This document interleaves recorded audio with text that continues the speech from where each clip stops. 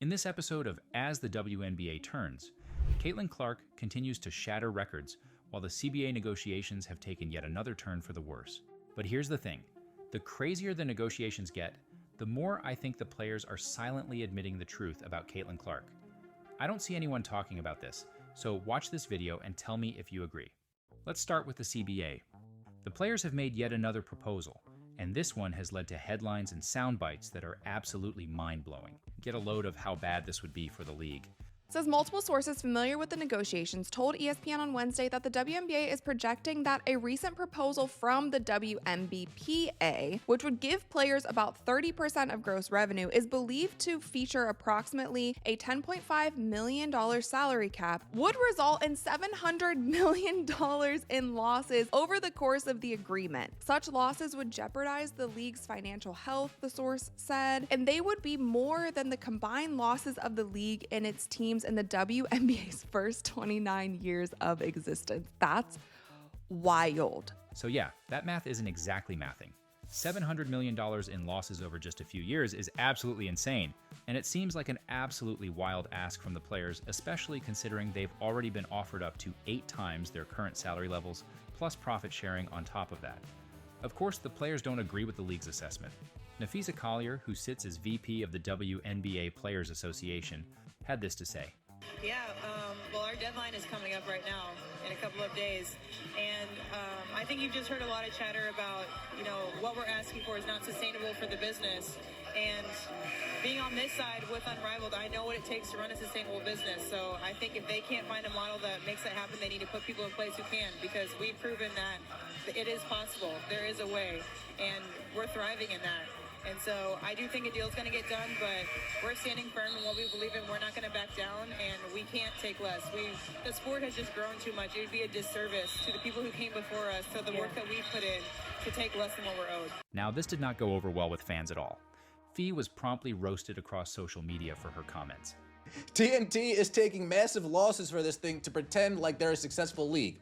As soon as TNT has to start crediting back advertisers, that handout money goes away and this thing collapses. Let's be for real here, right? Unrivaled is so sustainable that they can't even attract the best players, but they couldn't even retain the other players. They couldn't attract Asia, they couldn't attract Caitlin, season 1, and they can't retain Angel, and they can't retain Sabrina season 2, but it's sustainable. We're losing stars, but it's just, oh no. Here's the thing, calling Unrivaled a sustainable business in the opening week of season 2, when they're pulling in 100,000 viewers per game on TNT on an average night, is about as premature as Jim from American Pie. And according to a front office sports report, the league is actually struggling more than they're letting on publicly. They've experienced a significant drop in both talent and marketability after losing Angel Reese and Sabrina Ionescu. And here's the kicker. Only 75% of their roster is even signed through next season, meaning players could easily jump ship to Project B, which is offering a minimum of $2 million per season. There's already serious industry chatter about Unrivaled needing to partner with the WNBA just to stay afloat financially. We have the president of Unrivaled coming out and admitting they may need the WNBA's help to stay afloat. That's on the table. They're in big trouble, folks. So yeah, Fee's confidence in her business model isn't exactly matching up with the results or the outlook for the future. But the bigger piece here is that she's directly calling out Commissioner Engelbert for not running the league properly. Now look, I'm not here to say whether she's doing a good or bad job, but comparing the management of a league with one location and 1,000 spectators per game to a league operating across 15 different markets is like comparing a mall kiosk to a national retail chain. They're just not the same animal. And let's be completely honest here, these high-stakes negotiations aren't even happening at this level without Caitlin Clark's continued popularity and cultural dominance. It's January, and she's still absolutely dominating the headlines and setting records left and right. Her upcoming signature shoe and apparel line are generating massive buzz, as Nike finally stepped up with a commercial worthy of her gravity and influence in the sports world.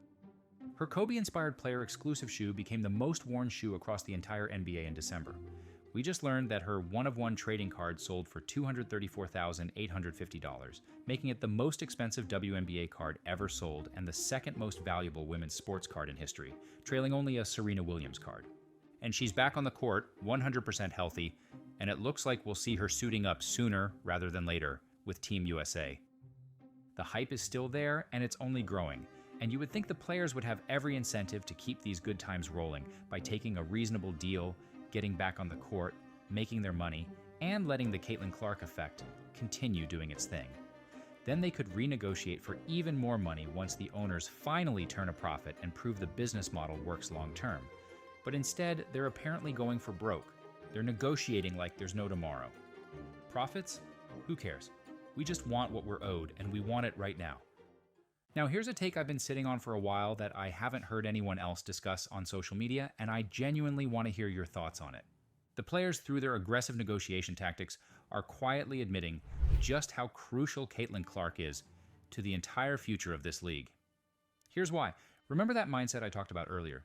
The one where people think the players should just get a deal done and let the Caitlin Clark effect continue building momentum, allowing the league to generate more revenue that benefits everyone? What if the players actually learned their lesson from last season and now realize that the Caitlin Clark effect isn't guaranteed to last forever? They won't say it publicly, but they know ratings and ticket prices tanked without Caitlin. This was the clearest, most undeniable proof of the Caitlin Clark effect we've ever seen. There's simply no arguing with the numbers. The players clearly aren't banking on Caitlin Clark staying healthy for the long haul. They can't afford to rely on it as a given. They're probably thinking, what happens if she goes down with something catastrophic? A torn ACL, an Achilles tear, any major injury that sidelines her for a year or more. That scenario would absolutely destroy their leverage in the next round of negotiations 2 or 3 years from now. Meanwhile, they're aware that the owners have an enormous amount to lose in this standoff. The WNBA is expanding to Toronto and Portland this season, 2 major new markets. Team valuations have more than doubled across the board in the last 2 seasons, which of course directly coincides with Caitlin's arrival and impact on the league. And the owners desperately need Caitlin playing regularly in order to maintain those gains and justify those valuations. And with Caitlin's Nike signature shoe and apparel line launching this spring, right before the new season is supposed to tip off, they'll definitely want to capitalize on that massive marketing moment. So this is all about the big picture for the owners, a picture that absolutely requires Caitlin to be front and center for at least the next 5 seasons to maximize their return on investment. I think the players are banking on the owners not wanting to waste a single second of the Clark effect because they know it is completely irreplaceable. It cannot be manufactured or replicated with anyone else. And you've got Project B conveniently launching in the fall, offering players a minimum of $2 million per season. And if you don't think that leverage matters in these negotiations, consider this. The WNBA Players Association president was the first high-profile player to sign with them, and the WNBPA's official social media accounts shared the announcement to their stories.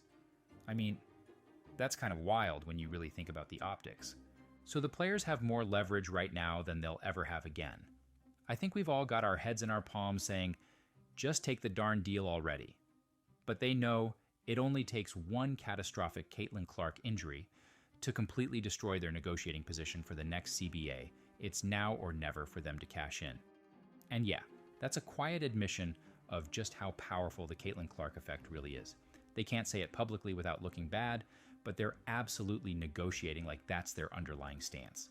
And I'm not going to lie, there's a part of me that's genuinely concerned for Caitlin's safety once this whole thing is finally resolved.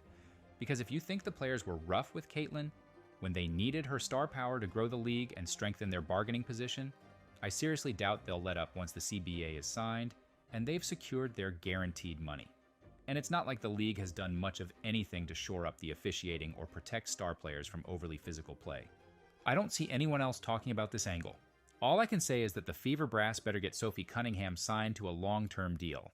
This has all been extremely frustrating to watch unfold. But from a pure business standpoint, it's going to be fascinating to see how this all plays out. The owners have already caved significantly on multiple fronts, and who knows how much further they're willing to go before they finally draw a hard line in the sand. All I hope for is that we get to see Caitlin back in the W soon, healthy and lighting it up on the court. Because honestly, her presence is what's keeping my interest in this league alive, and what makes it genuinely fun to watch and cover here on YouTube. Let me know your thoughts in the comments. Am I way off base here, or does this theory actually make sense? See you again next time.